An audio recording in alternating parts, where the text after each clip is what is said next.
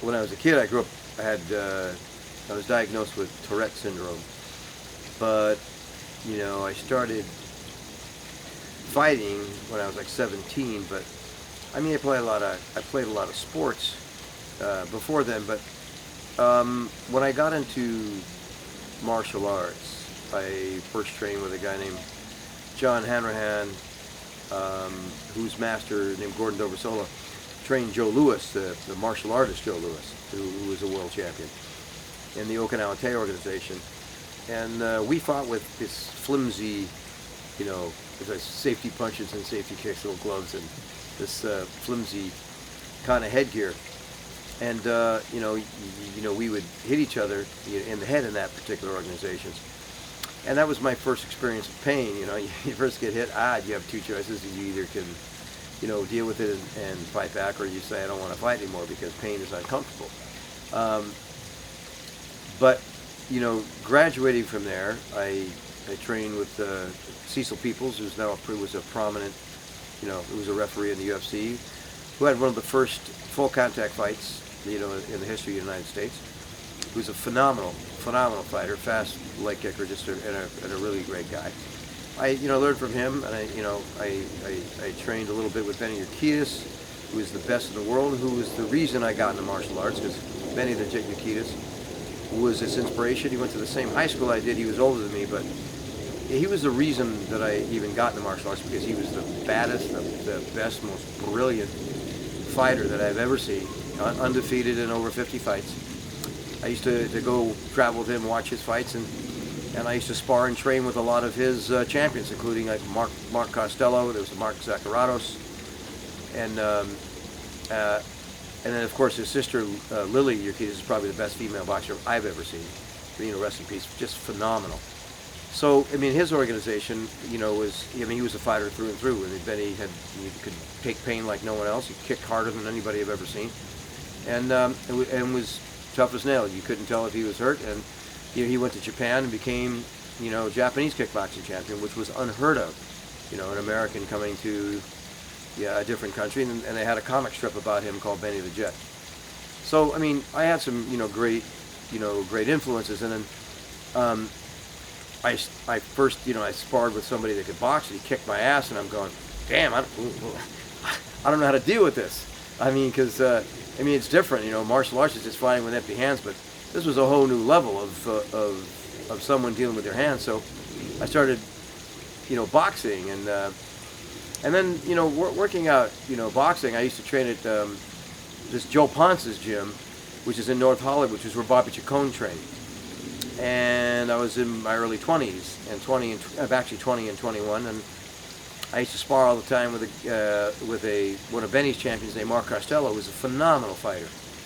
You can look up Mark Costello and look up his fights and watch him. He's really well schooled. Fundamentally, a very strong kicker and a really good boxer, and just a phenomenal athlete. So I had a good background. And then I ended up sparring with number one in the world fighter, Irish Randy Shields from North Hollywood, California.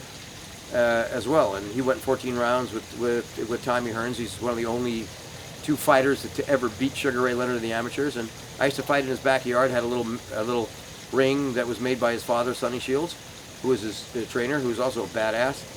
And Randy is brilliant. I mean, he's one of the hardest left jabs I've ever felt. I used to get a black eye and a bloody nose through my headgear every time I sparred him.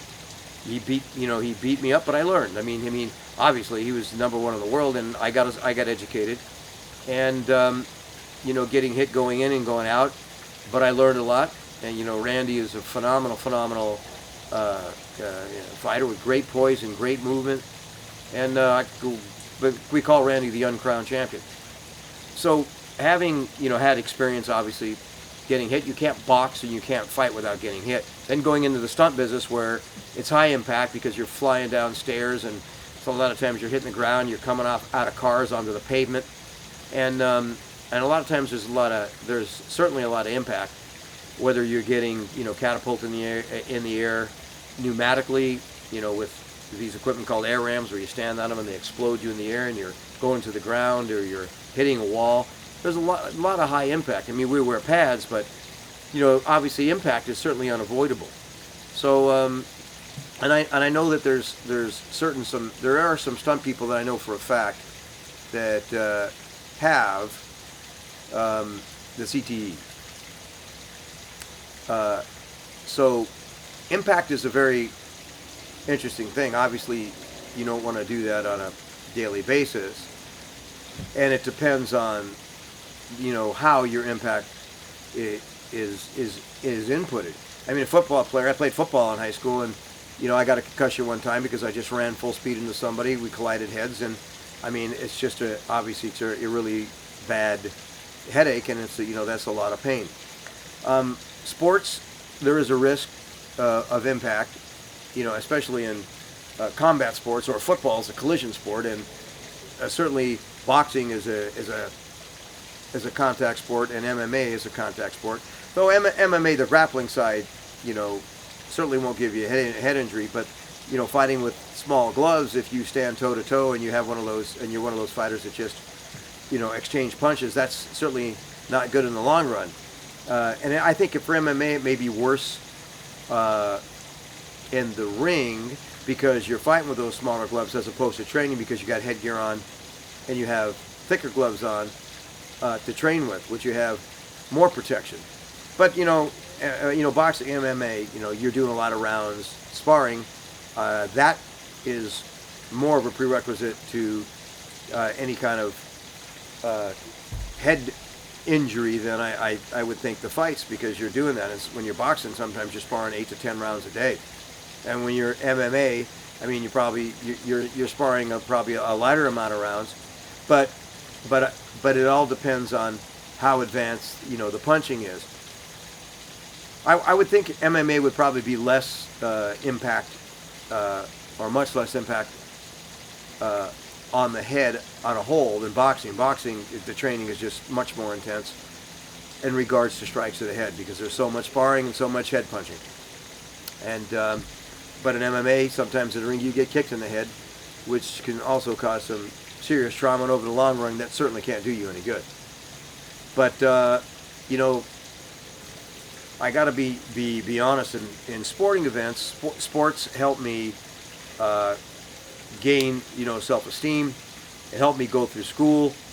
It was one of the most positive experiences I ever had, and without sports, I don't know where I would have ended up. So I'm a big supporter of sports, because it gives kids an outlet, and obviously it gives adults a way to have a career and climb out of the destitute situations and take care of their family, their mothers and fathers.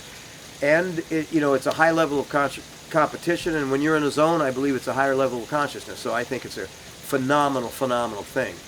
But certainly, if there are studies done, and more head trauma is damaging to certain sports, that it should be studied, and then protections should be implemented to protect human beings, because nothing is worth the sanctity of life or the quality of life when you get to be over 40 years old. Because if you got a family or kids and a wife, you want to be able to function as a healthy human being and enjoy your life.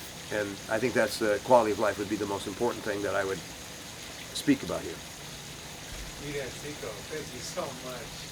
That was great, Pete. Perfect, one take. Cool.